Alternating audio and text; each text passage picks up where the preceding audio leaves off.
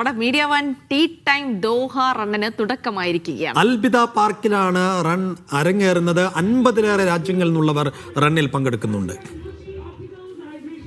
Yes, അപ്പോൾ നമുക്ക് ദോഹയിൽ നിന്നുള്ള തത്സമയ വിവരങ്ങളിലേക്ക് തന്നെ പോകാമെന്ന് തോന്നുന്നു. അബ്ബാസ് മുഹമ്മദ് വിവരങ്ങൾ നൽകാനായി ചേരുന്നുണ്ട്. Abbas, good morning. അങ്ങനെ വളരെ ആവേശകരമായ റണ്ണിന് തുടക്കമായിരിക്കുന്നു. അപ്പോൾ റിപ്പോർട്ടിംഗ് കഴിഞ്ഞ ശേഷം അബ്ബാസ് ഓടാൻ പോകുന്നുണ്ടെന്ന് പ്രതീക്ഷിക്കുന്നു.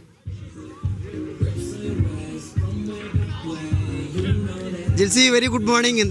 ദോഹയിലെ അൽബിദ പാർക്കിലാണ്. ഇതാ നമ്മുടെ റണ്ണിൻ്റെ ആദ്യത്തെ വിഭാഗം ജസ്റ്റ് സ്റ്റാർട്ട് ചെയ്തേ എൻ്റെ പിന്നിൽ കാണാം ഓടുന്ന റണ്ണർമാർ. 10Kയുടെയും അതുപോലെ 5Kയുടെയും റണ്ണേഴ്സിൻ്റെ ആണ് ആരംഭിച്ചത്. ഇനിയും കുട്ടികളുടെയും അതുപോലെ സ്മോൾ കിഡ്സിൻ്റെയും ഓട്ടം ബാക്കിയിരിക്കുന്നു. നമ്മളിപ്പോൾ ഈ അൽബിദ പാർക്കിൽ ഈ ഇവൻ്റ് നടക്കുന്ന വേദിയിലാണുള്ളത്. നിരവധി ഈ രാവിലെ തന്നെ ഈ ഡിസംബറിൻ്റെ ഒരു തണുപ്പ് നിറഞ്ഞ പ്രഭാതത്തിൽ നിരവധി ആളുകളാണ് ഈ റണ്ണിന് വേണ്ടി വന്നിട്ടുള്ളത്. ഓൾറെഡി 800 പേരാണ് ഈ നമ്മുടെ റണ്ണിന് വേണ്ടി രജിസ്റ്റർ ചെയ്തത്.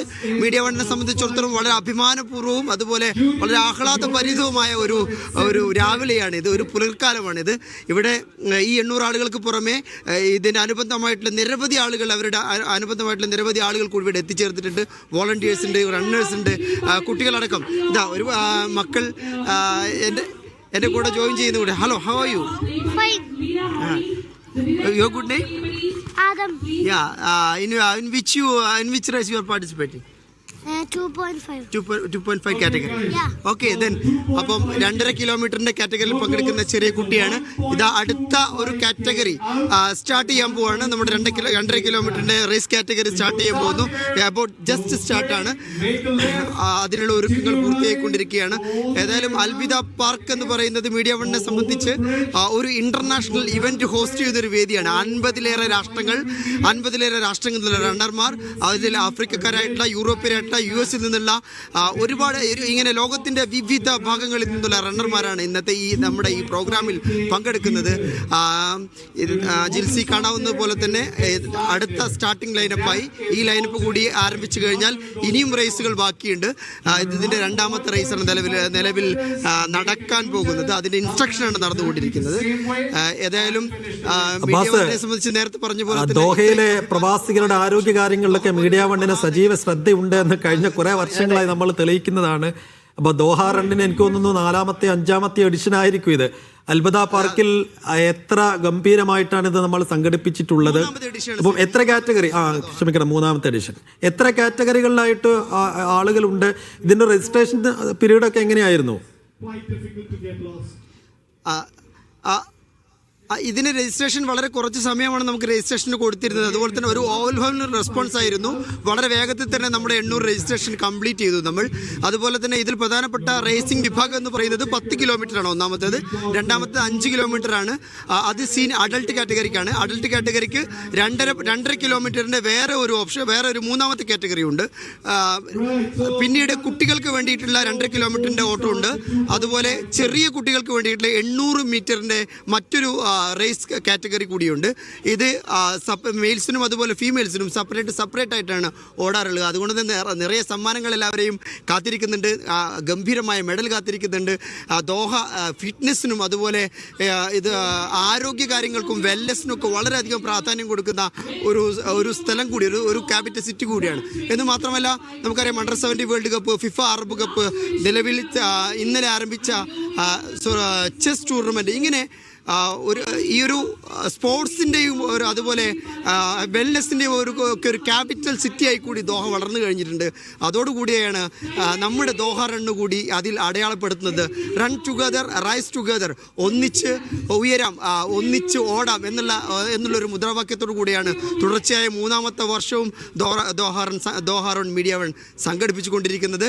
ഏതായാലും അടുത്ത റേസ് കൂടി വളരെ ചെറിയ സമയത്തിനുള്ളിൽ നമ്മൾ അതിൻ്റെ കൗണ്ട് ഡൗൺ ആരംഭിച്ചു കഴിഞ്ഞിട്ടുണ്ട്. വളരെ ചെറിയ സമയത്തിനുള്ളിൽ തുടങ്ങാൻ പോവുകയാണ്.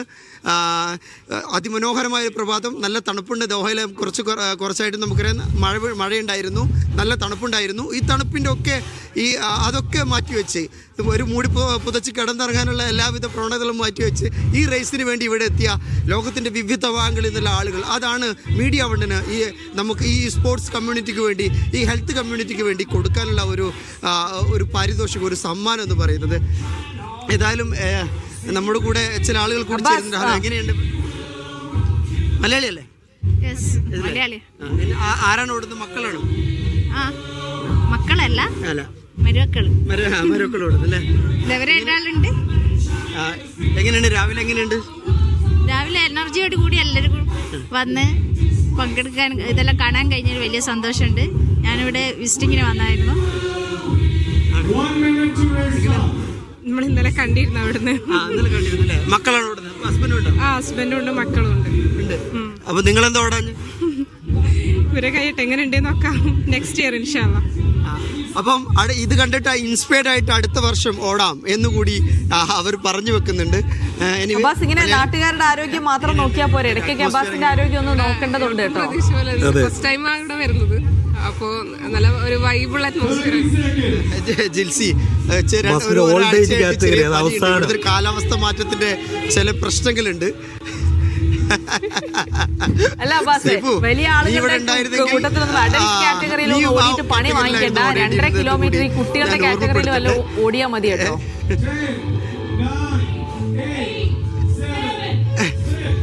ജിൽസി, അടുത്ത കാറ്റഗറി സ്റ്റാർട്ട് ചെയ്യാൻ പോകുന്നു. ഇത് കൂടി കണ്ടിട്ട് നമുക്ക് ഈ ലൈവ് അവസാനിപ്പിക്കുന്നത്. ഇതാ ഈ ഓട്ടക്കാരുടെ ഒരു